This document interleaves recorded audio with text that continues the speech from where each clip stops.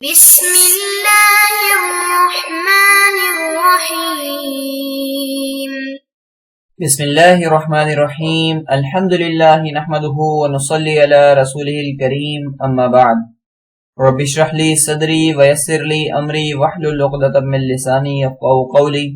ہم تاریخ اسلام کے اسباق پڑھ رہے ہیں اور آج ہمارا سیرت کا عنوان غزوہ احد حصہ سوم ہے۔ اس سے پہلے اس کے دو اجزاء ہم پڑھ چکے ہیں۔ پچھلا جو سبق تھا حصہ دوم تھا، اس کی دہرائی ہم کریں گے کہ پچھلے سبق کے اندر ہم نے کیا پڑھا۔ تو پچھلے جو سبق تھا ہمارا اس کا عنوان غزوہ احد حصہ دوم تھا۔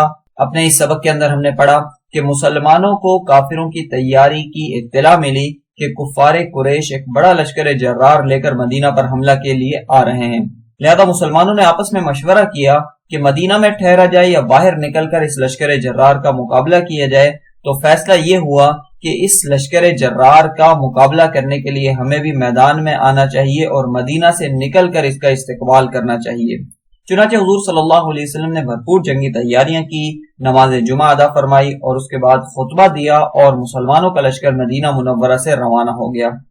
ابھی یہ راستے میں ہی تھے کہ مسلمانوں کو منافقین کی طرف سے ایک بہت بڑا دھوکہ لگا، اور وہ یہ کہ منافقین اپنے 300 لوگوں کو لے کر عبداللہ بن ابی علیحدہ ہو گیا اور مسلمان ایک بڑی آزمائش میں آ گئے کہ 1/3 لشکر گویا مسلمانوں سے علیحدہ ہو چکا تھا۔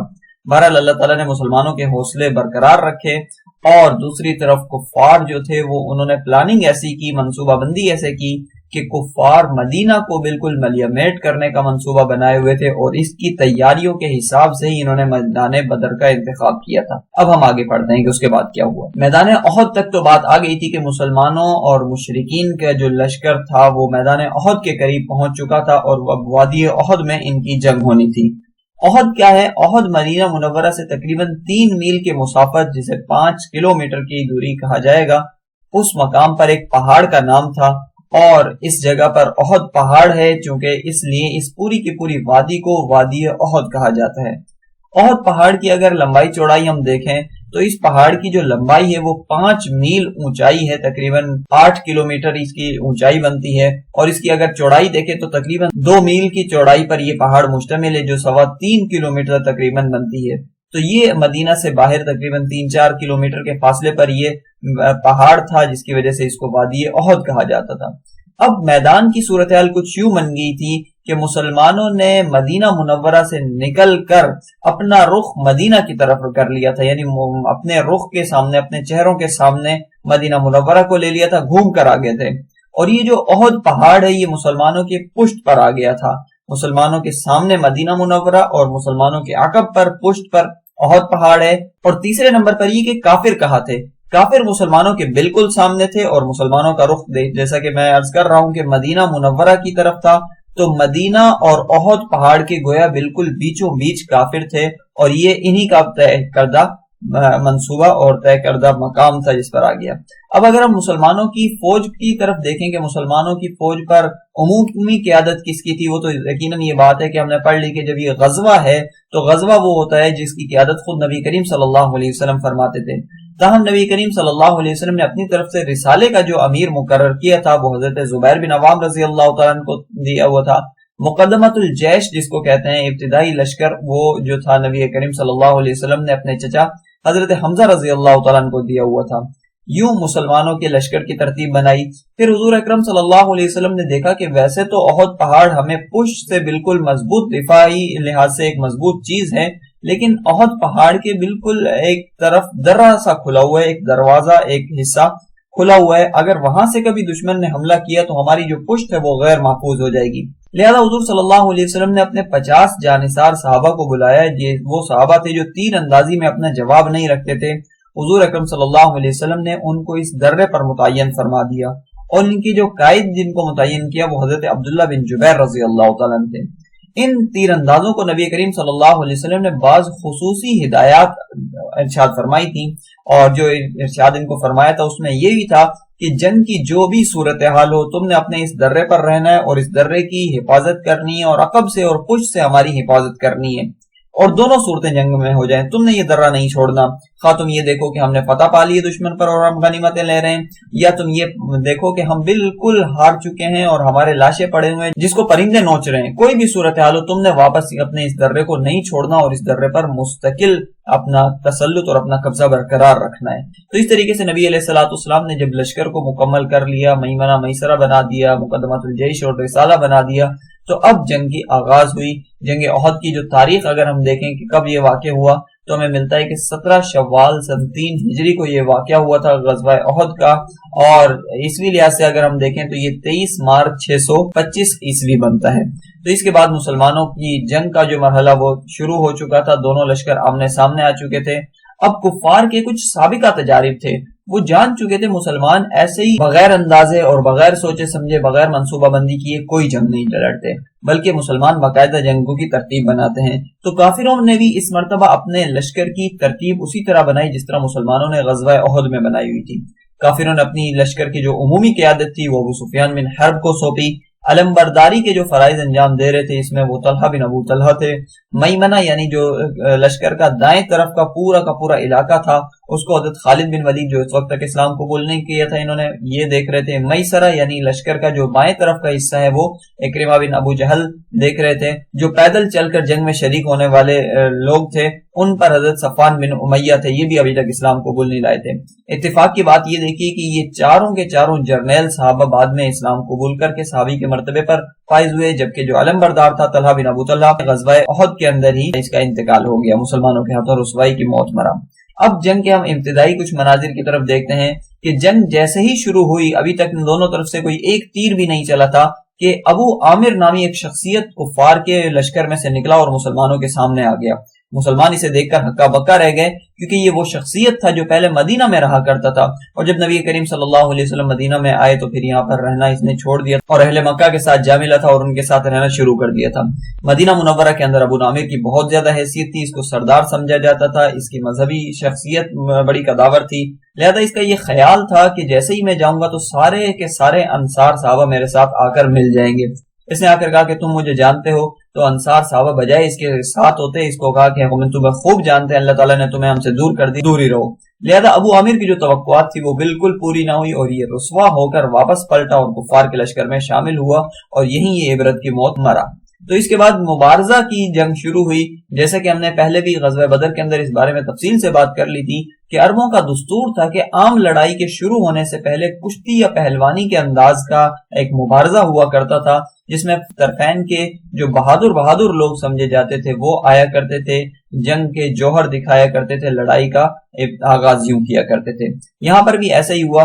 قریش کا جو علم بردار تھا طلحہ بن ابو طلحہ یہ سامنے آیا اور اس نے کہا کہ اگر میری ٹکر کا کوئی آدمی ہے تو سامنے آئے۔ مسلمانوں کی طرف سے حضرت علی المرتضی رضی اللہ تعالیٰ نمائندے بن کر گئے اور کچھ ہی دیر میں قریشیوں کے یہ جو علم بردار تھے اس کو شکست دی اور حضرت علی رضی اللہ تعالیٰ کے ہاتھوں یہ قریشی علم بردار عبرت کی موت مرا اور ان کو گویا پہلے مرحلے میں ایک شکست کا مزہ چکھنا پڑ گیا۔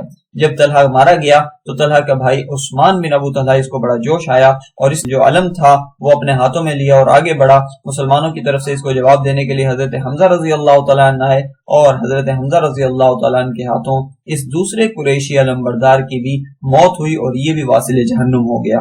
اب اس کے بعد کفار قریش کی طرف سے تیسرا نمائندہ بن کر آیا ابو سعد بن ابو طلحہ، یہ بھی انہی کا بھائی تھا۔ دور سے ہی اس کو حضرت سعد بن ابی وقاص رضی اللہ تعالیٰ نے ایک تیر مارا اور اس تیر کے ذریعے سے یہ اپنے انجام کو پہنچ گیا اور یہ بھی مر گیا۔ جب یہ والا معاملہ ان کے ساتھ پیش آ گیا تو پھر اب ان کی مبارزے کا معاملہ ختم ہوا اور عمومی لڑائی شروع ہوئی۔ کفار جیسا میں نے عرض کی کہ اس مرتبہ بہت زیادہ مضبوط اور مرتب اور منظم ہو کر آئے تھے۔ انہوں نے ایک ساتھ مل کر مسلمانوں کے لشکر پر چڑھ دوڑنے کی کوشش کی اور ایک جان ہو کر حملہ کیا، پھر دوبارہ حملہ کیا۔ 3 مرتبہ کفار نے یہ کوشش کی کہ ہم یکجاں ہو کر ایسا حملہ کریں کہ مسلمانوں کو مقاومت اور اپنا دفاع کرنے کی گنجائش ہی نہ ملے اور ہم پہلے ہی چڑھائی کرنے میں جیت جائیں اور یہیں پر جنگ کا فیصلہ ہو جائیں۔ لیکن ہر دفعہ مسلمانوں نے ہمت حوصلے کے ساتھ ان کا دفاع کیا، بہادری کے ساتھ ان کے حملے کو روکا اور تیروں سے اپنا دفاع کر کے ان کو دور پلٹا دیا۔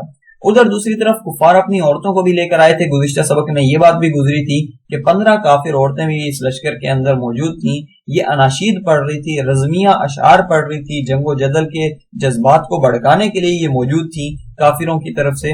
یہ زیادہ ان کو حوصلہ دلا دلا کر مسلمانوں کے خلاف بھیج رہی تھی اور مسلمانوں کے خلاف کفار کو اقدام کرنے کے لیے وہ بھار رہی تھی. لیکن دوسری طرف مسلمانوں پر اللہ رب العزت کی خاص مدد و نصرت تھی. مسلمان اللہ کی خاص نصرت میں مدد میں تھے اور مسلمانوں نے خوب بہادری کے ساتھ, شجاعت کے ساتھ کافروں کے ساتھ لڑائی کی.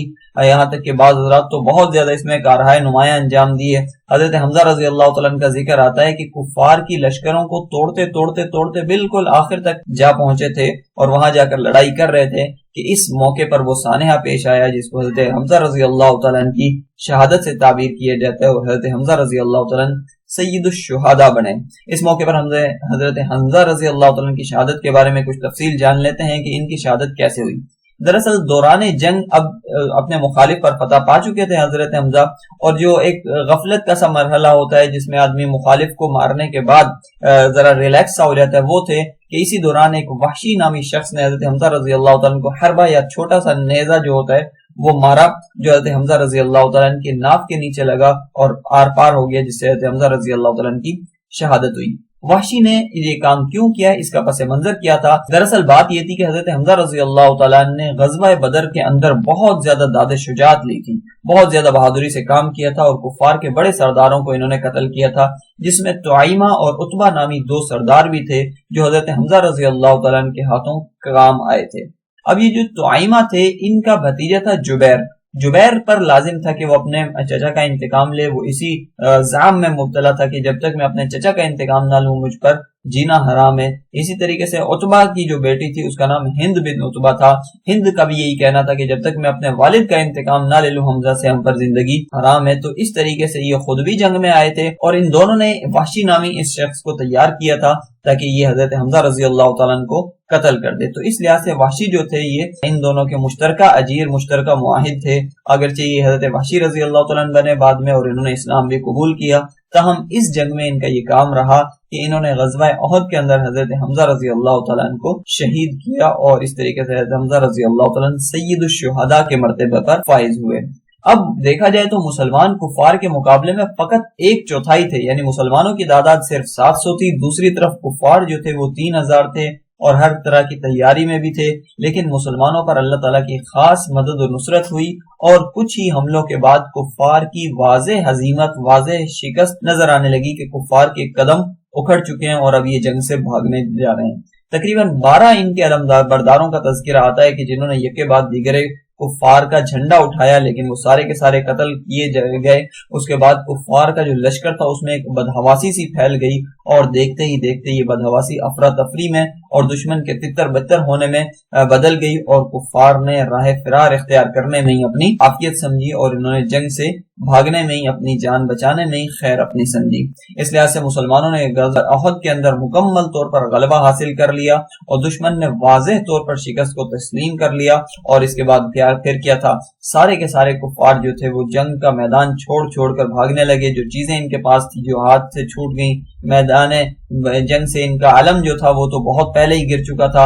ان کی عورتوں نے بھی بھاگنا شروع کر دیا, اور جب کفار نے میدان خالی کر دیا تو مسلمان میدان میں آئے اور یہ کافروں کی بچی ہوئی چیزیں, نیزے, ڈھالے, بھالے وغیرہ ساری کی ساری چیزیں غنیمت کے طور پر سمیٹنا شروع کر دیں. تو یہاں جا کر الحمدللہ ہمارا یہ درس بھی مکمل ہو جاتا ہے. آج کے درس کا اگر ہم خلاصہ پڑھیں تو آج کے درس کے اندر ہم نے پڑھا کہ میدان احد کہاں پر ہے اور احد کو احد کیوں کہا جاتا ہے. پھر احد پہاڑ کی کچھ تفصیلات ہم نے دیکھی.